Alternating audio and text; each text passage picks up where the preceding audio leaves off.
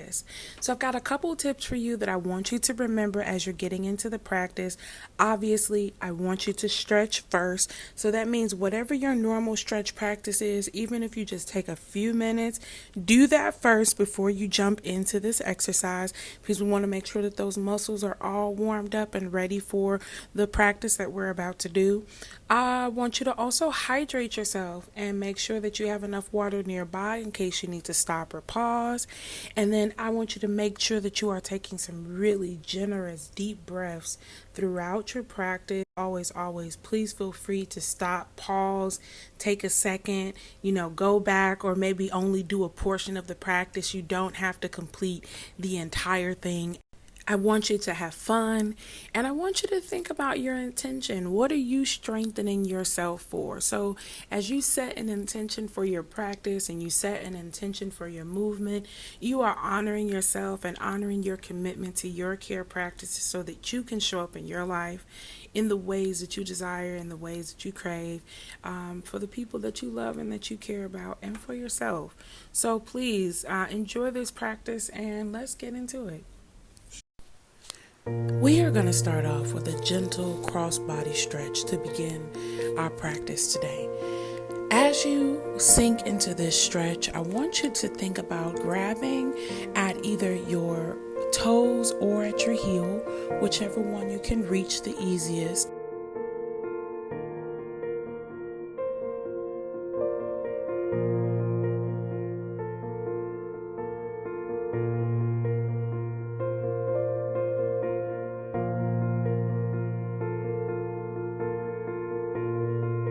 You to think of pulling yourself up into your lower back and then out and up through the tip of the head as you're stretching into that pose of that crossbody stretch. Now you'll see that I'm using a resistance band, and this is helping me for my own mobility to be able to get into the poses a little bit easier and to take some of the stress and strain off of my back as I'm doing some more restorative and healing practices. So if you find yourself in need of more support, please allow yourself to use props. Use anything that'll aid in making the practice feel better. It doesn't have to hurt or be painful in order for it to be effective.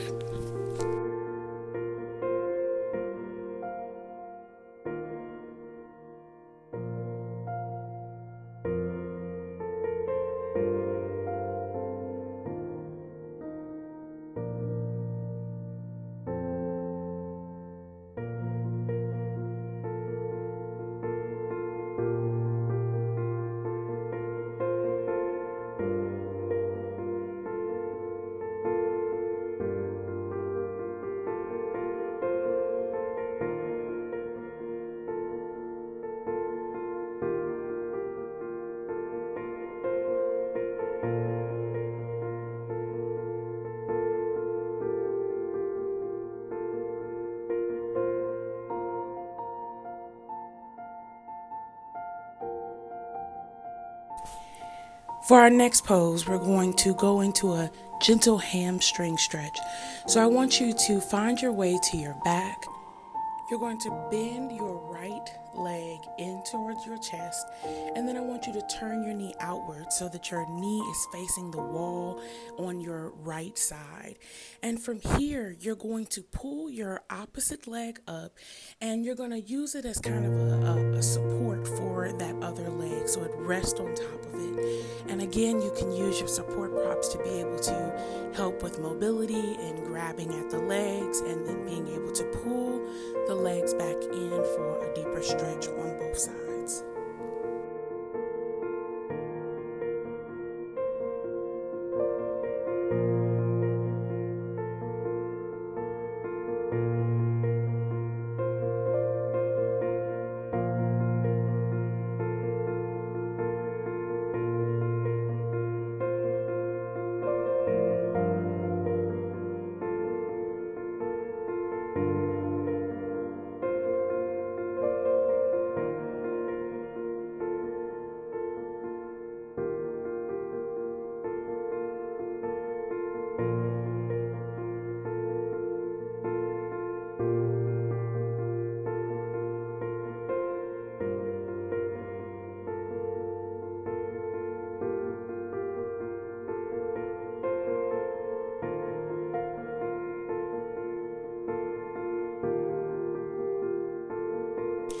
Next, we're going to dive into our swan movement. I want you to find your way onto all fours, and on each side, right and left, I want you to bend your knee in towards your chest and then turn your knee again outwards towards your wall next to you. And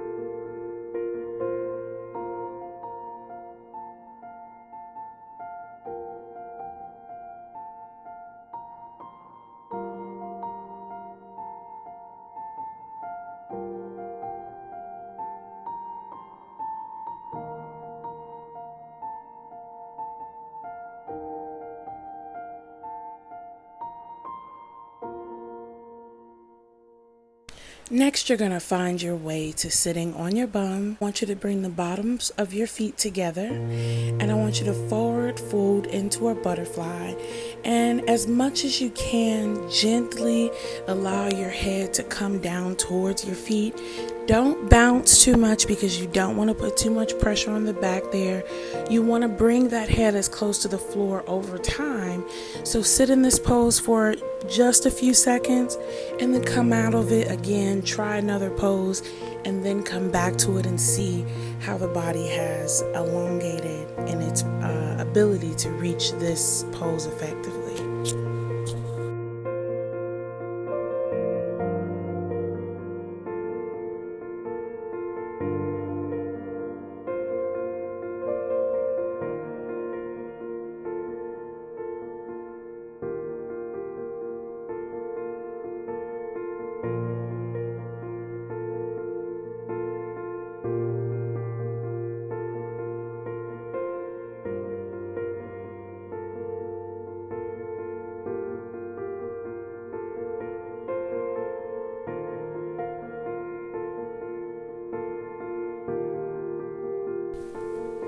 For our last movement, we're going to go into cat hiss only.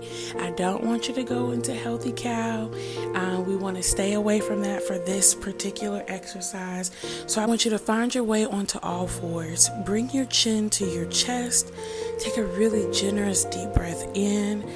And as you are taking that deep breath in, I want you to feel that elongation in the spine as you start to bring the midpoint of your spine all the way up into an arch and pull towards the ceiling, almost like you're trying to touch that point of the back onto the ceiling.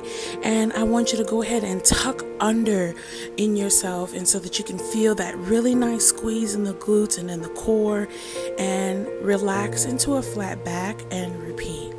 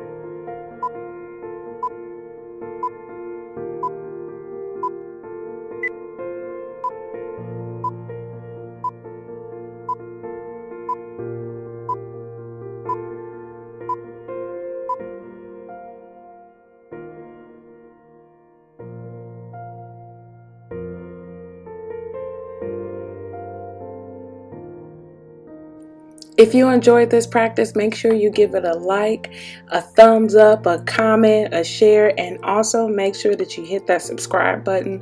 Let us know that we're doing the right thing, that I'm moving in the right direction, and that we're giving you content that you love, and help us to keep providing free classes on the internet. We're really excited and looking forward to sharing this month's content with you, and can't wait to hear your feedback. You can follow me on Instagram at Rashida Conbay Miller and themessymovementlab.com. You can also head over to Amazon and buy my new book, A Return to Pleasure by me, Rashida Conbay Miller. And again, that link for Amazon is directly on my website at RashidaConbayMiller.com, so you can find all of the goodies that you need there to get into the book. And if you are a feminine spectrum person who's ready to reconnect back to the body and feel like yourself again and create consistent care practices that you actually feel like are manageable and can fit into the life that you have right now, not your ideal life for 50 years from now, but your ideal life today, making your self-care plan tangible, I want you to come on over and join us in the Messy Movement Lab for our 4-week series and our on-demand course. And as always, if you want to buy me lunch or buy me a coffee, make sure to hit that Cash App button and leave me a little tip. Thanks, y'all, and see you again soon.